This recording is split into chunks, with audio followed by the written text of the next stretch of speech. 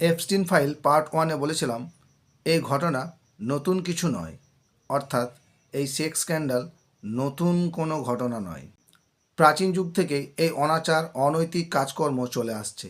এক সময় গোষ্ঠী নেতারা, পরে রাজা মহারাজারা এবং আজকের যুগে ক্ষমতাশালী, প্রভাবশালী এবং বিত্তবান লোকেরা নির্দ্বিধায় এই যৌন লালসা চরিতার্থ করে চলেছে।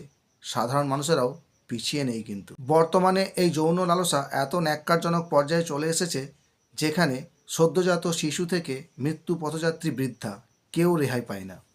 সামাজিক অবক্ষয় এতটাই হয়েছে যে প্রকাশ্যে অপ্রকাশ্যে, স্বেচ্ছায় কিংবা জোরপূর্বক যৌনাচার এবং ধর্ষণ যেন মহামারীর রূপ নিয়েছে।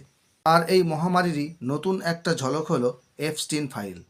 আর এখানে নতুন চমক এই যে ভিকটিমরা বেশিরভাগই নাবালিকা, আর অপরাধীরা সবাই বিভিন্ন দেশের সব নামজাদা খ্যাতনামা ব্যক্তিরা, যাদের কেউ কেউ আমাদের আদর্শ, আমাদের গর্ব, আমাদের অনুপ্রেরণা। এরাই আমাদের নৈতিকতার পাঠ শেখায়। এরাই বাল্যবিবাহ, শিশু নির্যাতনের বিরুদ্ধে কথা বলে। এরাই নারী সুরক্ষার জন্য ভাষণ দেয়। এটাই ছিল এপস্টিন ফাইলের চমক। শুধু চমক নয়, ধমকও ছিল। ধমকের গল্পটা বলবো পরবর্তী পর্বে।